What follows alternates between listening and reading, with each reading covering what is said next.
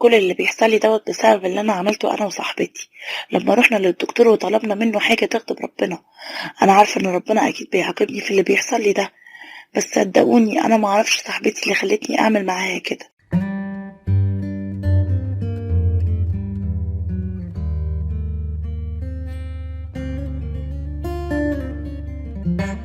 أنا من أسرة متوسطة الحال، يمكن يعني تحت المتوسط شوية. عندي 25 سنة، خلصت تعليمي وأبويا جه وقال لي يا بنتي لازم تعتمدي على نفسك. أنا ما أقدرش أصرف عليكي أكتر من كده، يا دوبك بأكلك انتي وولادك وأخواتك وتعليمكم. أدام خلصتي انزلي بقى اشتغلي واعتمدي على نفسك ودوري على شغل لحد ما تجهزي نفسك. انا طبعا كنت عارفه كل الكلام ده ان والدي ما يقدرش على مصاريف اكتر من كده، وفعلا نزلت ودورت ولقيت شغل والحمد لله ربنا كرمني واشتغلت وثبت نفسي في الشغل ده، وكنت مبسوطه لاني بدات اقبض واعتمد على نفسي واريح والدي شويه. وبعدها اتعرفت على واحدة كويسة جدا معايا في الشغل، كانت صاحبتي جدا واخدت عليها، وهي خدت عليا جدا وحبيتها قوي.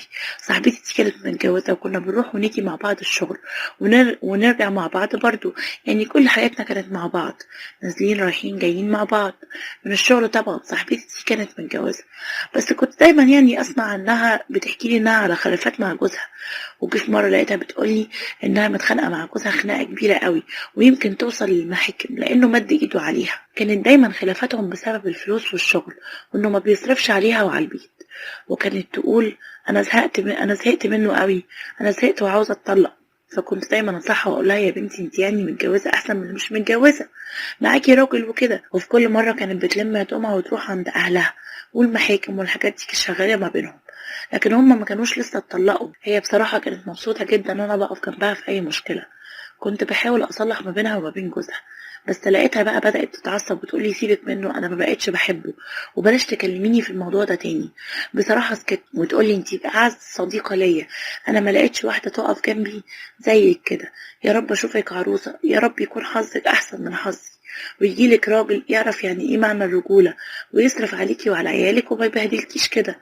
وكانت فعلا بتدورلي على عريس من حد من قرايبنا ومن قرايبها كمان ومن معارفها، وفعلا جابت لي عريس واحد محترم وابن ناس. اتجوزت وخدت الاجازه، خدت الاجازه اللي هي شهر العسل، وبعدت عنها ورحت مع عريسي. كام يوم كده نغير جو ورجعت، وكانت المصيبه الكبيره. رجعت لقيت صاحبتي متغيره، معرفش ايه اللي حصل لها، رجعت زي الاول. واقول لها يلا عشان ننزل الشغل كنت بحس انها متوتره كده ومعرفش فيها ايه، اكيد فيها حاجه بس انا مش عارفه فيها ايه. كنت بقول يمكن علشان جوزها اللي مدوخها، وكنت سيبها على راحتها. لما بدات تقولي انا هجيلك بعد شويه او انتي ليه بتتاخري، كنت بقول لها ليه على طول بتتاخري، تقولي لا عادي، هو انتي لسه غضبانه في بيت اهلك، تقولي اه وكده احسن. انا ما كنتش هرجع للبني ادم ده تاني. وفي يوم دخلت عليا الشغل بس جت متاخره، بقول لها ايه ده انت اتاخرتي ليه؟ لقيتها بتعيط ومنهاره وبتقولي الحقيني أنا مصيبه كبيره. فبقول لها في ايه قلقتيني؟ قالت لي انا حامل. قلت لها حامل من مين؟ من امتى الحمل ده؟ قالت لي انا حامل من واحد زميلنا هنا في الشغل. ما هو جوزي طبعا انا وبيني وبينه مشاكل كبيره جدا وداخلين على السنه اهو، وانا بصراحه كنت محتاجه الحنان من اي راجل ومحتاجة حاجات كتير قوي، ولقيت ده هو اللي واقف معايا. وللأسف رحت معاه في مكان كده وحصل ما بيني وما بينه علاقة وحملت.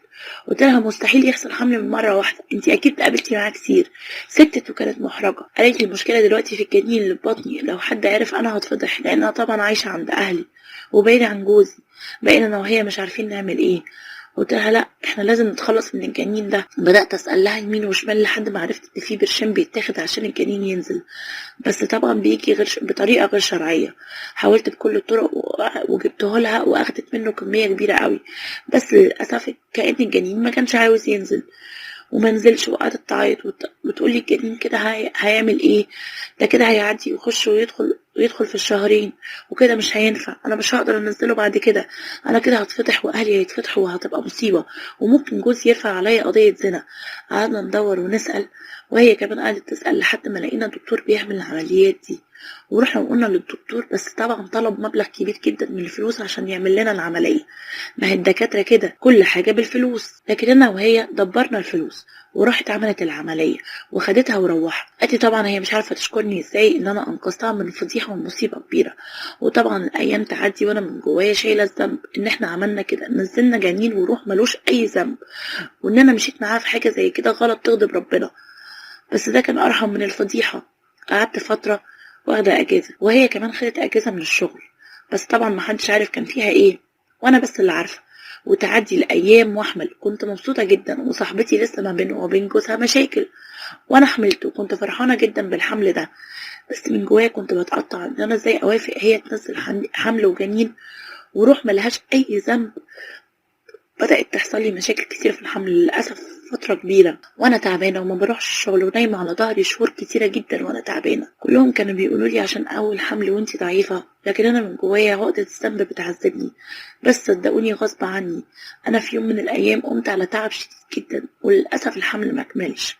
طبعا كل تفكيري طول ما أنا حامل وفرحانة بالحمل، ما كانتش فرحتي بتكمل بسبب الحاجات اللي أنا عملتها أنا وصاحبتي.